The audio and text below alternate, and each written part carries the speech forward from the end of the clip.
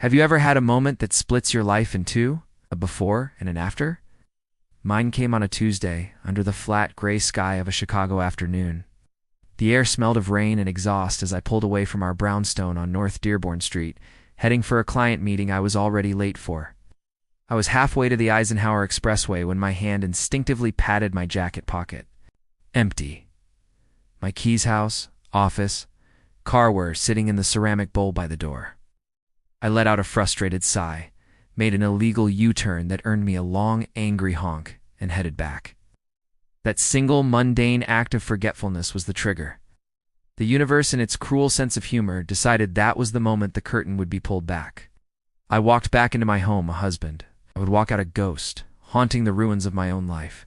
If you genuinely enjoy our stories, please subscribe to the channel. Tell us where you're from and what time it is right now. It's always fascinating to know how far our story flows. The house was quiet when I stepped back inside.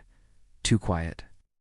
Sarah was supposed to be working from home, her fingers usually a frantic click-clack on her keyboard from her upstairs office. But there was nothing, just a stillness that felt heavy, unnatural. I grabbed my keys from the bowl, the cold metal a small, solid comfort in my hand. I should have just left. I wish to God I had just left, but a faint sound drifted down from the second floor, not typing, but a low murmur. A man's voice. My blood went cold. I crept up the stairs, each step a silent thunder in my ears. Our bedroom door was ajar, just a crack. Through that sliver of space, I saw it, my wife Sarah, her back to me, and a man I'd never seen before. His hands were on her waist. Her head was tilted back, a soft laugh escaping her lips, a laugh I hadn't heard in years. It wasn't just the act itself, it was the casual intimacy, the practiced ease of it all. This wasn't a first time. This was a routine. Humiliation washed over me, hot and suffocating. I felt like a stranger in my own home, watching a private play I was never meant to see. I backed away, silent as a shadow, and slipped out the front door, the world tilting on its axis. The strange behavior had been there for months, little red flags I'd willfully ignored.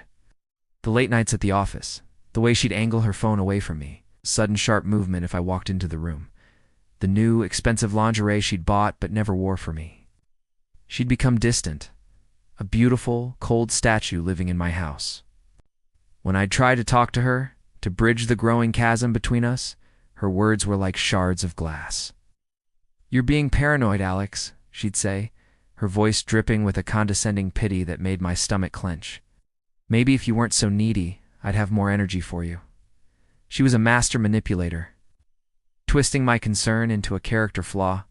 Her and him, I later found out his name was Mark. A smug real estate developer with a predatory smile. They felt untouchable.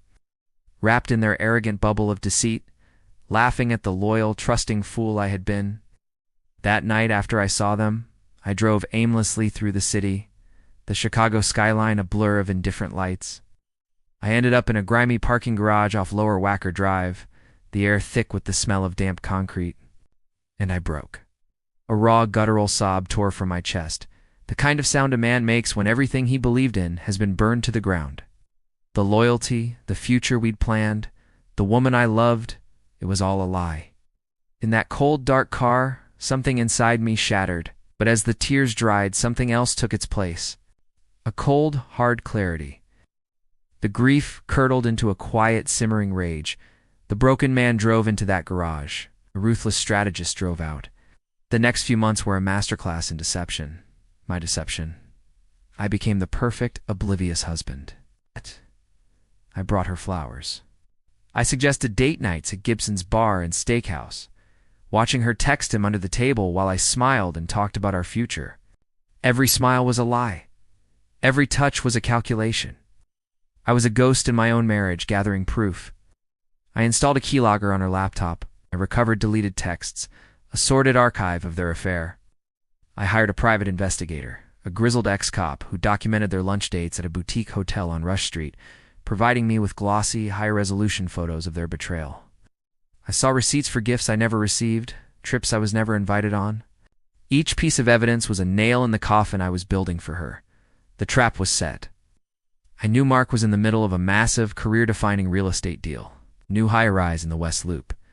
His entire reputation and his investors' money was on the line. I also knew Sarah's parents, pillars of their community, were hosting their 40th anniversary party. A huge affair with everyone who mattered in their social circle. I transferred all our joint assets into a private account my lawyer, shark I'd hired specifically for this purpose, had set up. I timed it perfectly. The day of the party, I filed for divorce, citing infidelity, and attached every single piece of evidence. The texts, the photos, the hotel bills. My lawyer simultaneously sent a detailed portfolio of the affair to the board of Mark S. Company and his primary investors, framing it as a pattern of reckless personal behavior that put their capital at risk. The party was in full swing at a lavish ballroom at the Peninsula Chicago. I walked in, my heart pounding a steady, cold rhythm. Sarah saw me and her smile faltered for a second, replaced by a flicker of annoyance. "What are you doing here so early?" she hissed, grabbing my arm. I just smiled. I wanted to be here for the big moment. Just then, her father's phone buzzed. Then her mother's, then a dozen others. A wave of whispers rippled through the crowd. I saw Sarah's face drain of color as she looked at her own phone. Her world was imploding in real time. Her parents stared at her, their faces a mask of horror and shame. Mark, standing across the room, was frantically taking a call, his smug expression melting into pure panic. His deal had just collapsed. I didn't say a word. I just watched. I watched the woman who broke me be publicly and completely ruined, not by my anger, but by her own actions, laid bare for the world to see. I left without a backward glance. The divorce was swift. She got nothing. Her family, mortified, cut her off. Mark's career was over. They were left with only the ashes of their sordid little affair. Sometimes, late at night, I'll pull up the court documents, the final legal record of her destruction. It doesn't bring me joy. It doesn't bring me peace. It's just a quiet, haunting confirmation of the truth. The house on North Dearborn Street sold a year ago, but I still see it in my dreams. The end.